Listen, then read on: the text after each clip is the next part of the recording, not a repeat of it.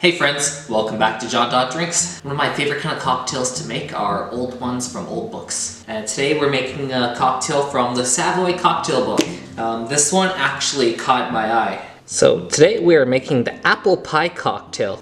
So it's 1 part rum, 1 part Italian vermouth, 4 dashes of apricot brandy, 2 dashes of grenadine, and 4 dashes of lemon juice. The thing that caught my eye here is that there is no apples in it. So why is it called that? I'm very curious what this one tastes like. It sounds delicious, lots of great ingredients. But anyways, let's start mixing. So 1 part of rum. Didn't state what kind of rum, so I'm gonna use Appleton Estates 8 year. Not sure how much a part is, so we're just gonna do an ounce of each. An ounce of Italian vermouth. An ounce of Italian vermouth, I'm using Cinzano Rosso.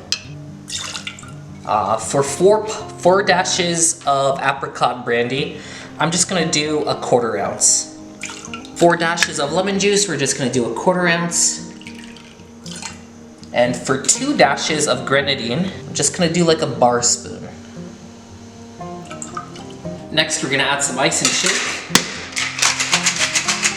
And lastly, there was no mention of what kind of garnish, so I'm gonna use some apple slices as garnish here. We're gonna cut them nice and thin. I'm sort of gonna fan them out on my cocktail pick. Next, I'm gonna get a coupe glass and we're gonna double strain that. We're gonna add our garnish, and that's our apple pie cocktail by Cradock. And there is our apple pie cocktail. I really do not get the name at all.